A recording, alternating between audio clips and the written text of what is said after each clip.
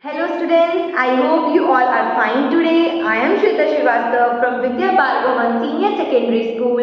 Your science teacher is going to teach you an important topic. But before that, I have a situation for you and you will give me the answer. The situation is, there are two boys, Sahil and Rohan, and they have gone to visit a garden. While they were visiting a garden to see the beautiful flowers, they have noticed that many leaves that have fall off in the garden and as well as the stones are put there, and which is making the garden a little dirty. What they both have decided? They both have decided to clean the garden.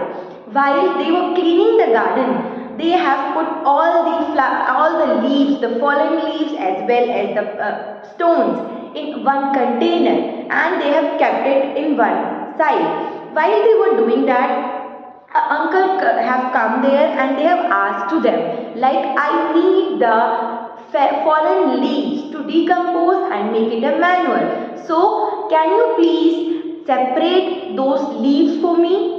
Both Rohan and Cyrus told to uncle that of course we will do that. While they were doing it, they are picking it by their hands and putting it in the side. While they were separating, they are actually taking off the leaves first. They have taken all the leaves in one side and the stones are of course separated at the another side. So what they have done actually, in a normal life, this is just a normal situation, but in science term, this is known as separation of mixtures. What is a mixture? That's what we will learn today. How do we separate substance from a mixture of solids? Yes.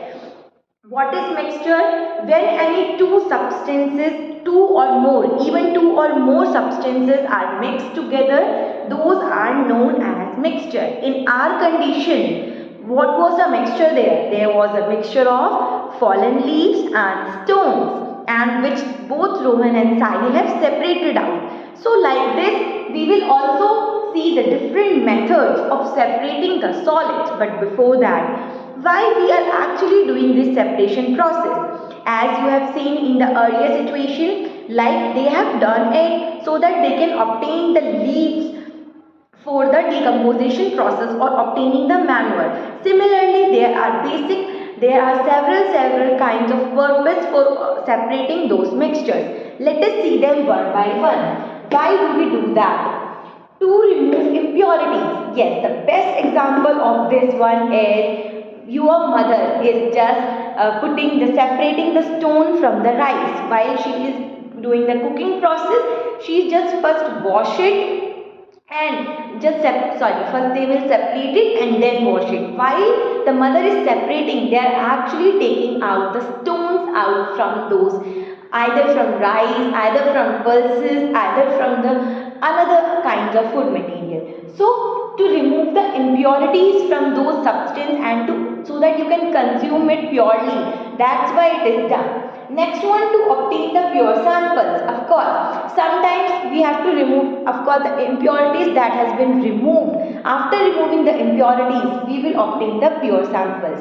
So that's why we do the separation process. And the next one is to obtain the useful components. Suppose there are two types of components and we want the both of them. So that both of the useful components can be separated by this separation of mixture process.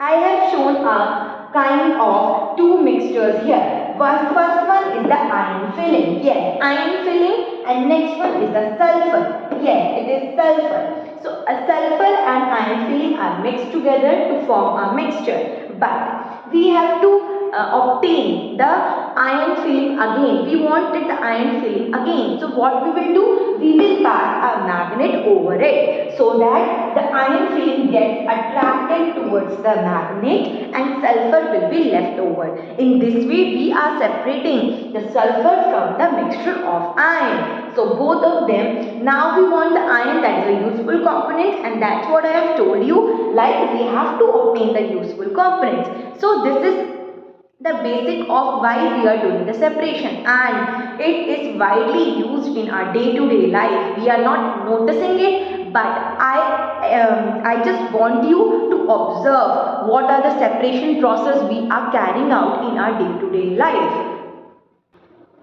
So let us see what are the different methods by which we can separate the substances.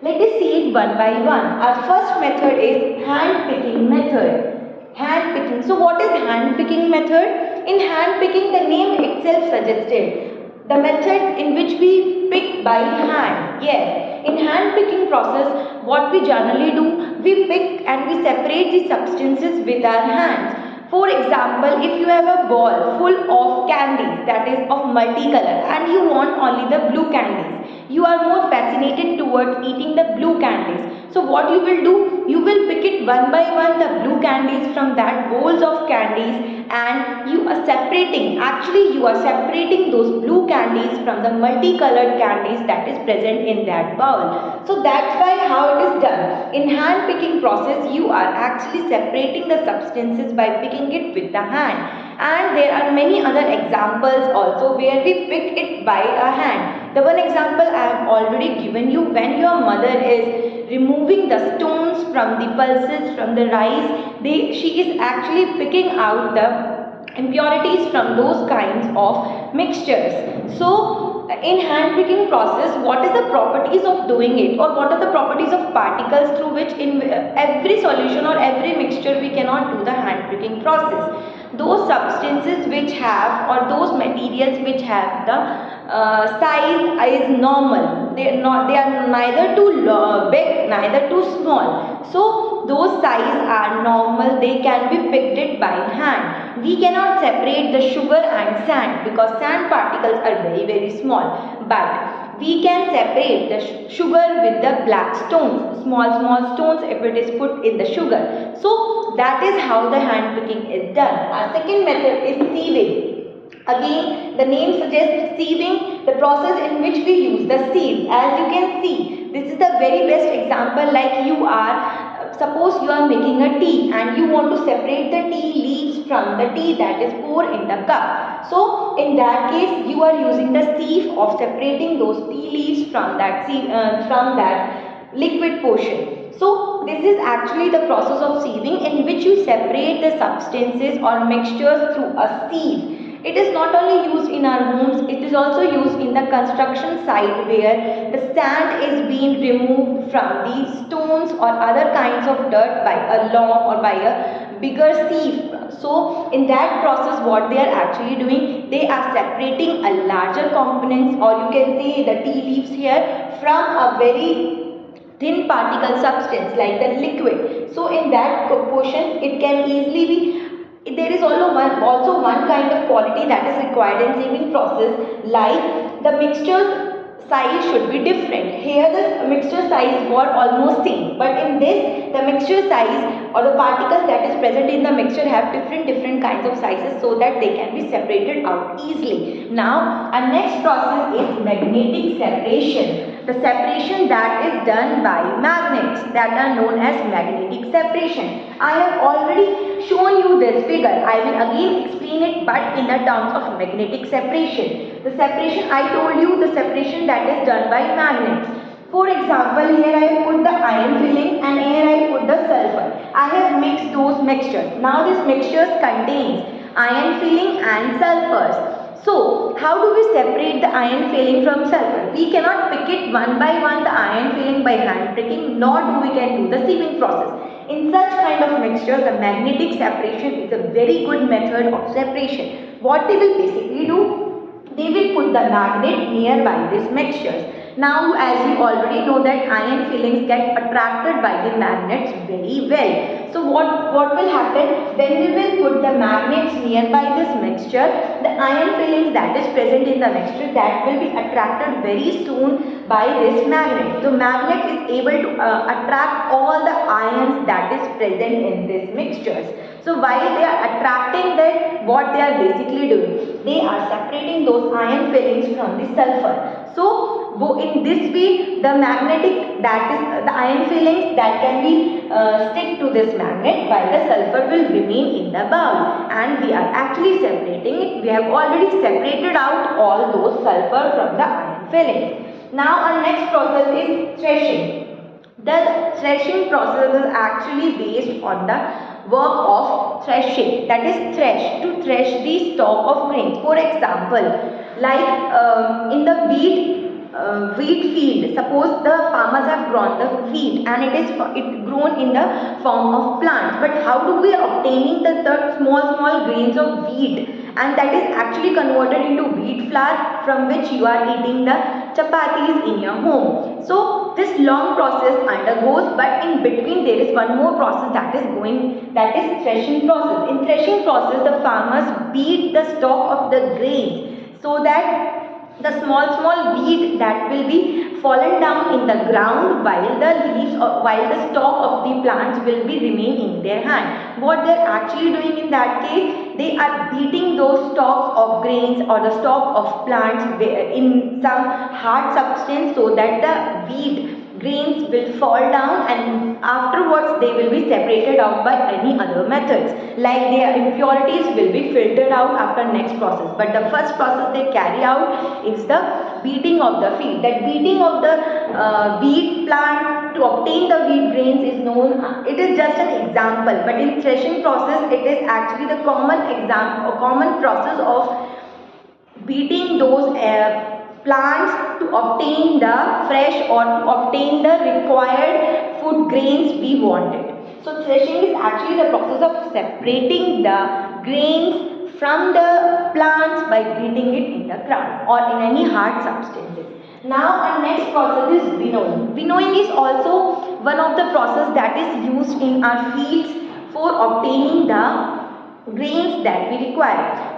It is actually the followed process by after the threshing. After I have already told you that in threshing process we are obtaining the grains, but that has the impurities also. So the first process that is being carried out for obtaining those fresh or those pure grains from the impurities is the winnowing process. In winnowing process, what actually happens, the wheat grains is being collected in one containers. In that container, the mixtures of all the wheat as well as the impurities has been leveled in the higher position. While they were leveling it and they are just picking it, they are doing a mixture of those process, and the lighter particles, that is the impurities that is present in those grains mixtures, will be carried out by the air. Yes. Why? Because they are lighter substances that can be easily blown up by the wind, while the heavier grains that will be left out in those containers or in those sieving process. So in that case, what we are actually doing, we are separating the lighter components or the lighter materials from the heavier ones by blowing the lighter materials in with the air. So it is actually a process of separation of grains where the impurities is being blown out by the wind. This is actually the winnowing process. So this is all about the methods of separation of mixtures of solids, where we have seen the several methods including the hand picking, sieving, magnetic separation, threshing and winnowing. So these are the different methods that we have learned today, while how we are separating or how we are obtaining the mixtures, how we are obtaining the useful components, as well as how we are separating the impurities from all such mixtures. So this is all about the separation of mixtures of solid. I hope you all have liked it and understand the concept well. Thanks for watching the video. Bye kids.